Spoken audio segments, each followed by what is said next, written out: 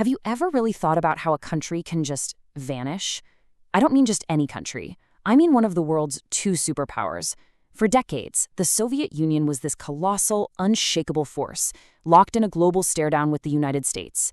And then, it felt like almost overnight, poof, it was gone. So how on earth did that happen? Let's dive into the incredible story of how a superpower disappeared. Our story really kicks off on one single, unbelievable night, November 9th, 1989. And what's happening here? This isn't an army invading. This is a human victory. You're seeing thousands of regular people, armed with little more than hammers and sheer will, literally tearing down the biggest symbol of the Cold War. This moment, this incredible act of defiance, it was the first major crack in a dam that was about to burst wide open. So a wall comes down. Now, it's important to know, the fall of the wall wasn't the cause of the Soviet collapse, but man, was it the beginning of the end. And it leads us straight to the central mystery we're going to unravel today. I mean, this is the big question, right? How does a nuclear-armed superpower, an empire that stretched across 15 different republics, just dissolve? It wasn't conquered, so what gave? Well, the answer wasn't an invading army. It was something deep inside the system itself.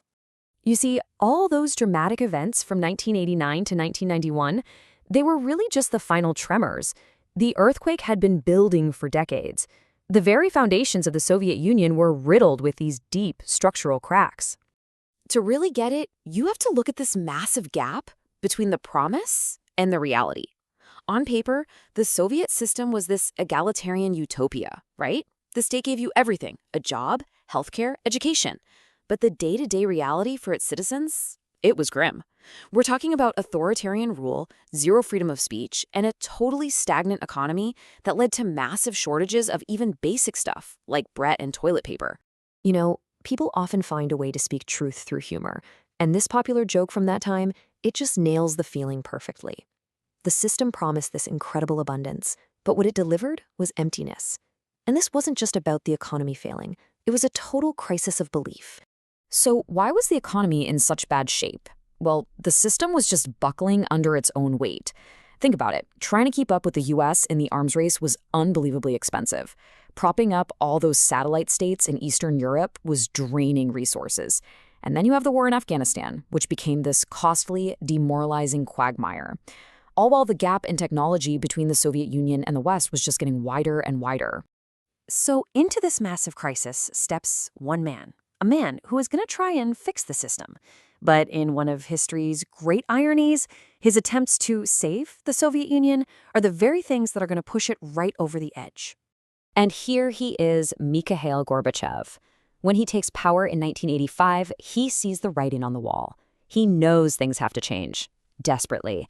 So he rolls out two radical new policies, glasnost, which basically meant more openness, and perestroika, a complete restructuring of the economy. Now, you have to remember, his goal was never to destroy communism. He was trying to reform it, to make it actually work. But just look at how fast things spiraled out of control. The moment Gorbachev opened the door, even a little bit, he unleashed forces that nobody could stop. As soon as people in Eastern Europe realized the Soviet tanks weren't coming, their communist governments just fell like dominoes. And then that fire for independence spread right into the Soviet republics themselves. The whole thing started to unravel at a speed that was just breathtaking. Gorbachev found himself caught in this impossible tug of war. On one side, you had reformers yelling at him for not moving fast enough. On the other, you had Communist Party hardliners who saw him as a traitor, destroying everything they'd built. In the end, he pleased nobody, and he lost support from all sides, creating this huge power vacuum right at the center of the empire. And into that vacuum steps this guy, Boris Yeltsin. When the hardliners tried to stage a coup to overthrow Gorbachev in '91, Yeltsin famously climbed on top of a tank in Moscow, rallied the people against them, and became a national hero overnight.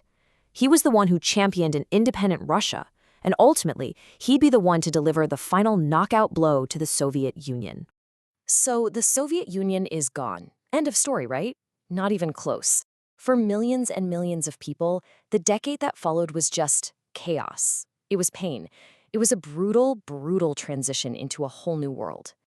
The new economic plan for Russia had this very intense name, shock therapy. And it was a radical idea. The thinking was, let's just rip the Band-Aid off. A sudden, violent shift from a state-controlled economy to a free-for-all capitalist market.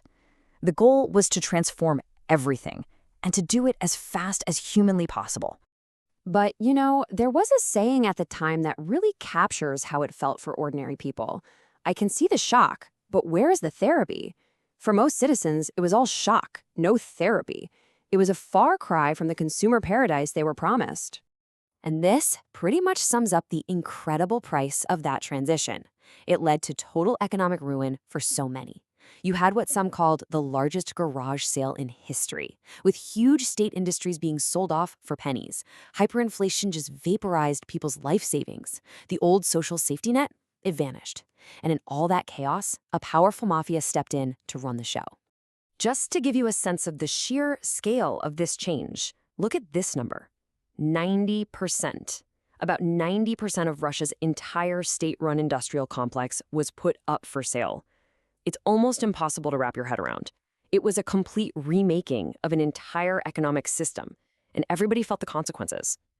Now, the collapse of the Soviet Union didn't just upend life for the people who lived there, it fundamentally redrew the entire map of global politics.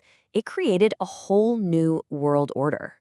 You can really boil it down to 3 profound changes. First, the Cold War was just over. The 40-year-long struggle between communism and capitalism, it was finished. Second, the whole power structure of the world shifted. The United States was left as the planet's sole superpower.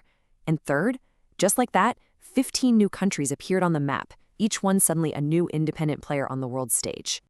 But amidst all this massive geopolitical change, some funny cultural echoes of the old world stuck around.